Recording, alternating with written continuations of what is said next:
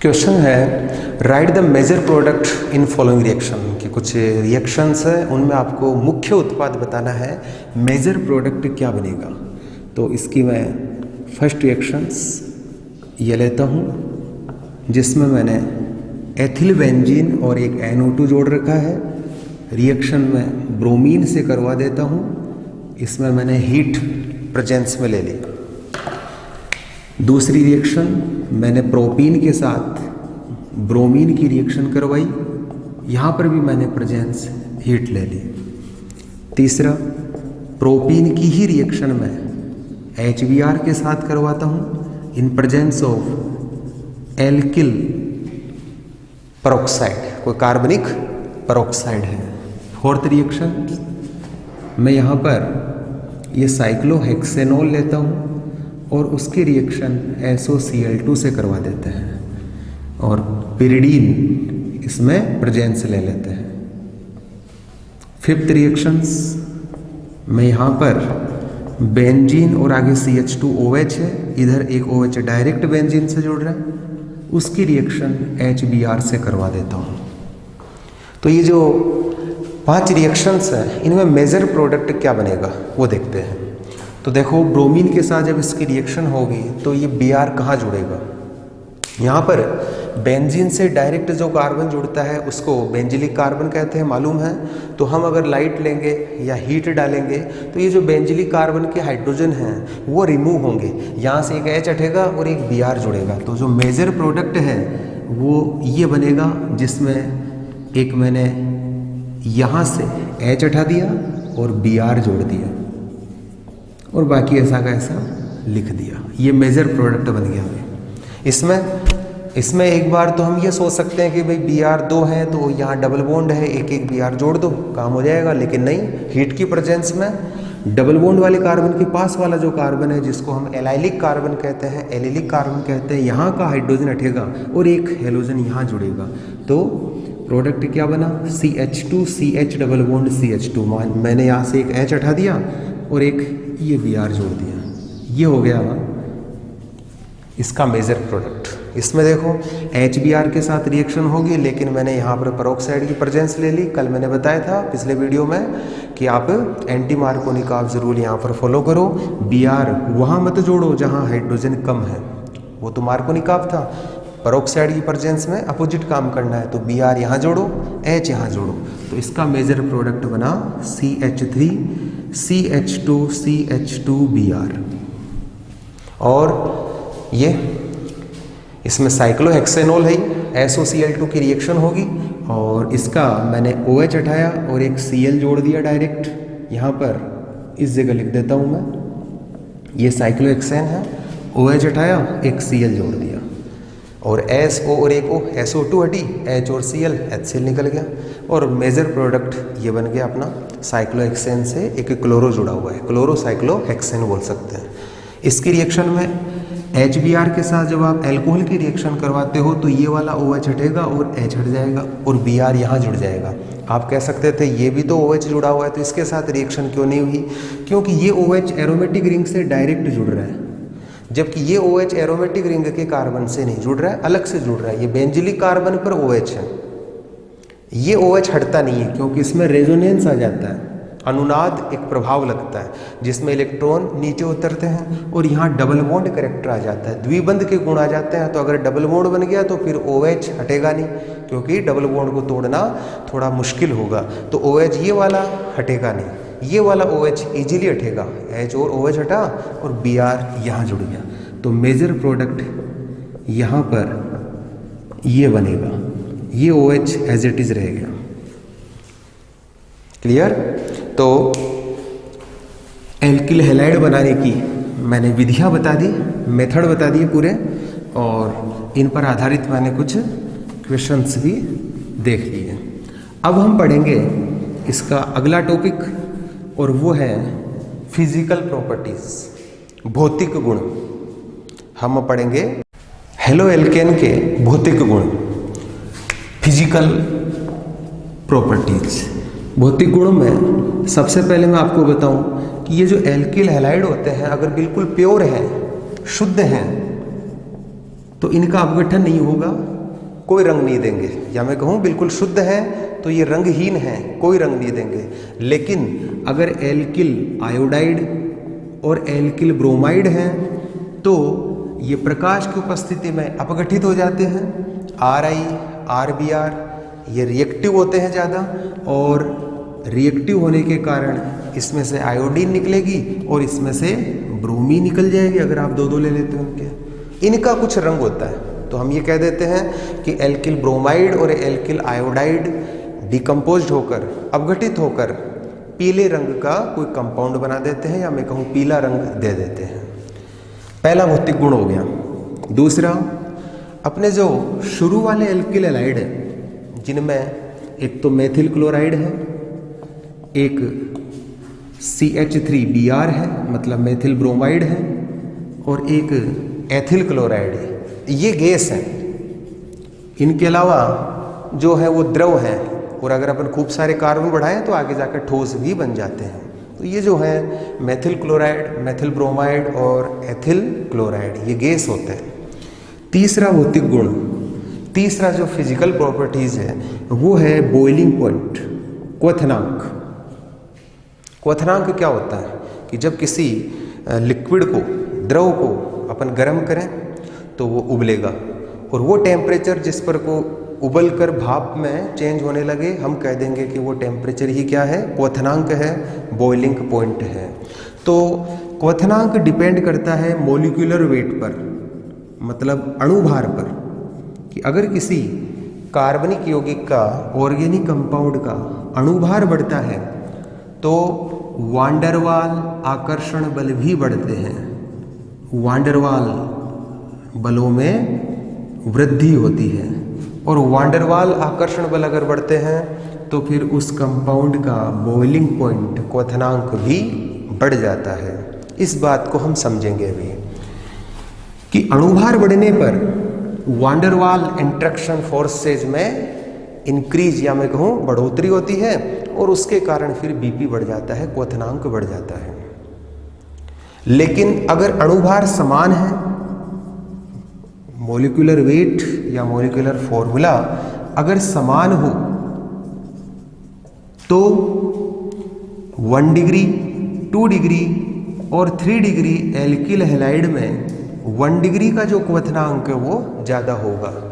ये जो दूसरा रूल है, या मैं कहूँ ये जो दूसरी बात लिखी है मैंने, ये कब आप फॉलो करोगे, जब अणुभार समान हो। वरना तो हमें ये कहना है कि मॉलिक्यूलर वेट अगर ज़्यादा होगा तो बॉइलिंग पॉइंट भी उसका ज़्यादा होगा। एग्जाम्पल से समझते हैं।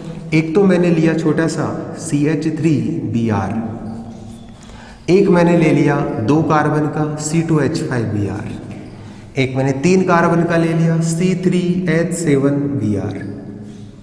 Methyl bromide, ethyl bromide, propyl bromide, आगे ब्यूटिल ब्रोमाइड। तो बताइए क्वथनांक किसका ज़्यादा होगा। इन सब कंपाउंड को आप क्वथनांक के बढ़ते क्रम में या घटते क्रम में व्यवस्थित कर दो। कैसे करोगे आप? अणुभार सबसे ज़्यादा किसका है? जैसे जैसे कार्बन बढ़ता गया हम कह देंगे उसका वजन, उसका अणुभार भी बढ़ता गया, कार्बन बढ़ रहे हैं, हाइड्रोजन बढ़ रहे हैं, तो हम कह देंगे क्वथनांक इसका ज़्यादा होगा। जैसे एक एग्जाम्पल और देखो, CH3F, CH3Cl, CH3Br और CH3I। इन सब में मैंने एल्किल बराबर रखा है, एल्किल इनका सबका बराबर है, लेकिन हेलोजन अलग अलग है, F, Cl, Br और I। अगर मैं हेलोजनों की बात करूं तो बताओ सबसे ज़्यादा मॉलिक्यूलर वेट, या मैं कहूँ कौन सा हेलोजन ऐसा है जिसका परमाणु भार सबसे ज़्यादा है? I का। तो इसका परमाणु भार जो अदर हेलोजन है उससे ज़्यादा है, तो इस पूरे अणु का अणुभार भी ज़्यादा हो गया। तो हम कह देंगे CH3I का अणुभार सबसे ज़्यादा है, और अणुभार अगर ज़्यादा होगा तो वांडरवाल बलों में वृद्धि के कारण क्वथनांक बढ़ेगा। यहाँ पर भी यही बात लग रही है। ये बात कब लगती है? जब अणुभार समान हो। जैसे ये मैंने एक एग्जाम्पल लिया इसका भी, CH3, CH2, CH2 और CH2Cl, 4 कार्बन का एक मैंने एल्किल हैलाइड ले लिया, और एक और ये 4 कार्बन का ही है, और एक 4 कार्बन का मैंने हैलाइड और ले लिया। इन तीनों में आप देखोगे कार्बन 4 होंगे, नाइट्रोजन गिनोगे 9 होंगे और एक Cl होगा। इसमें या फिर इसमें, सब में कार्बन, हाइड्रोजन और हेलोजन इक्वल है, बराबर है। तो फिर अणुभार बराबर है तीनों का। अब अणुभार बराबर है तो किसका क्वथनांक ज़्यादा होगा, मतलब किसको ज़्यादा टेम्परेचर देने पर वो उबलेगा। तो 1 डिग्री है ये 2 डिग्री है और ये 3 डिग्री एल्किल हैलाइड है। तो सबसे ज़्यादा क्वथनांक किसका होगा, 1 डिग्री का होगा। इसका कारण क्या है, देखो 1 डिग्री एल्किल हैलाइड जो है वो कितना फैला हुआ है, इतना। ऐसे ही मॉलिक्यूल्स और है, मान लो ये लो, तो इनके बीच में अट्रैक्शन होगा और उस अट्रैक्शन को मैंने नाम दिया है वांडरवाल। वांडरवाल बल देखो कितना बन रहा है, आकर्षण बल ज़्यादा है, इंट्रैक्शन फोर्स इनमें ज़्यादा होगा। तो हम कह देंगे इसको तोड़ने के लिए टेम्परेचर ज़्यादा देना पड़ेगा। जब ये बॉन्ड टूटेंगे, या मैं कहूँ जब ये फोर्स टूटेंगे बीच के, तब जाकर ये वेपर में चेंज होगा, वाष्प बनेगी और वो टेम्परेचर ही फिर हम कह देते हैं कि उसका बॉइलिंग पॉइंट होता है, क्वथनांक होता है। अब 2 डिग्री की बात करें, 2 डिग्री ये ऐसा है और 3 डिग्री में देखो ये बिल्कुल ही सिमट कर पास आ गया। तो 3 डिग्री जो एल्किल हैलाइड है उनके बीच में देखो आप, ये भी 3 डिग्री का है, एक मैंने मॉलिक्यूल्स ऐसा ही और ले लिया। तो इनके बीच में जो वांडरवाल इंट्रैक्शन फोर्स है वो बहुत ही कम है, क्योंकि बिल्कुल गोल सा हो गया, ये एरिया कम हो गया इसका। तो वांडरवाल अट्रैक्शन फोर्स से सबसे कम किस में होगा, 3 डिग्री में। तो यहाँ टेम्परेचर बहुत कम देना पड़ेगा क्योंकि इंट्रैक्शन फोर्स बहुत कम है। तो ये थोड़े से टेम्परेचर पर ही ये बॉन्ड टूटेंगे, ये फोर्स जो है वो टूट जाएंगे और भाप बनकर ये निकल जाएगा। तो हम कह देंगे 3 डिग्री का जो क्वथनांक है वो सबसे कम होगा। लेकिन यहाँ पर ये आप कब लागू करोगे बात, जब अणुभार समान हो। एक क्वेश्चन मैं और बनाता हूँ जिनको आपको बॉइलिंग पॉइंट के ऑर्डर में जमाना है। कुछ कंपाउंड हैं, एक मैंने लिया मेथिल क्लोराइड, फिर मैंने ले लिया मेथिल ब्रोमाइड, फिर मैंने लिया डाई ब्रोमोमेथेन और एक ले लिया मैंने ट्राई ब्रोमोमेथेन। बताइए किसका क्वथनांक, किसका बॉइलिंग पॉइंट ज़्यादा होगा, किसका कम होगा। सबको सीक्वेंस से आपको जमाना है। तो यहाँ देखो एक एक कार्बन है, सब में एक कार्बन है, हेलोजन बढ़ता जा रहा है, Cl, फिर Br, फिर 2 Br, फिर 3 Br। Cl और Br इनमें मोलिकुलर वेट, या मैं कहूँ इनका परमाणु भार, एटॉमिक वेट किसका ज़्यादा है, Cl और Br में Br का ज़्यादा होता है। तो इस पूरे कंपाउंड का मोलिकुलर वेट भी इसकी तुलना में ज़्यादा हो गया। तो अणुभार बढ़ा तो फिर क्वथनांक बढ़ा। अब आगे चलते हैं, यहाँ पर एक Br है, यहाँ 2 है और यहाँ 3 है, तो Br बढ़ता गया।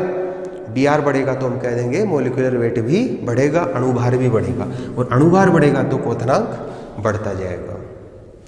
एक जो एग्जाम्पल है वो और देख लेते हैं, जैसे CH3CH2Cl और एक मैंने ले लिया 3 कार्बन का और एक और मैंने ले लिया 3 ही कार्बन का एल्किल हैलाइड। ये है 1 क्लोरोप्रोपेन, ये है 2 क्लोरोप्रोपेन और ये है क्लोरोएथेन। इन तीनों को आपको बॉइलिंग पॉइंट के ऑर्डर में जमाना है, अरेंज करना है।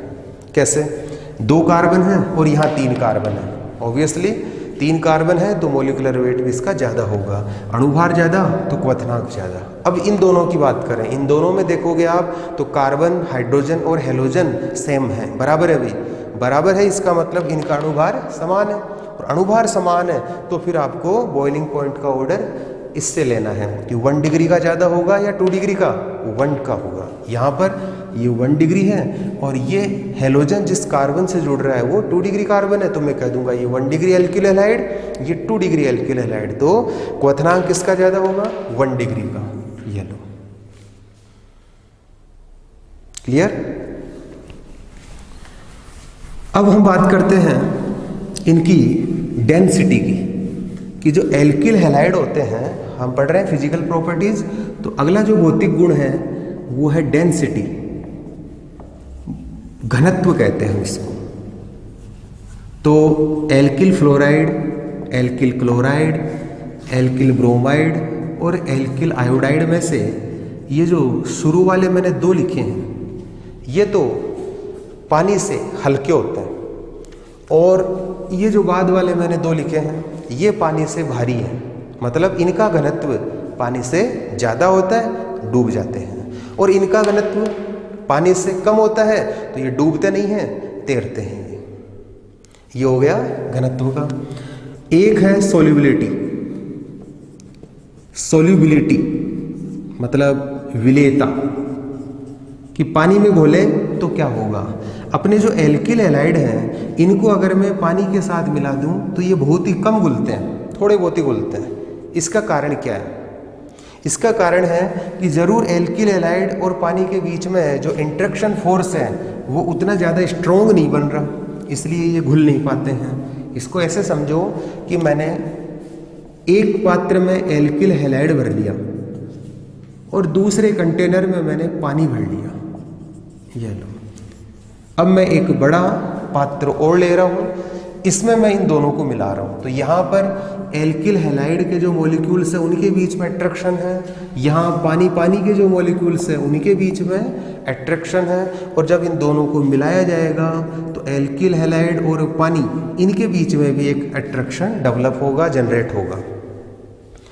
ये जो पुराने आकर्षण हैं एल्किल हैलाइड के अणुओं के बीच, पानी के अणुओं के बीच, ये जो आकर्षण है ये कुछ स्ट्रॉन्ग हैं, प्रबल हैं, इसलिए टूटते नहीं आसानी से। टूटेंगे नहीं तो फिर नया इजीली जनरेट भी नहीं होगा, नया आकर्षण बल इनमें उतना ज़्यादा मजबूत नहीं बनता। तो हम कह देते हैं कि ये एल्किल हैलाइड और पानी एक दूसरे में मिल नहीं पाते हैं, मतलब विलेयता बहुत ही कम होती है।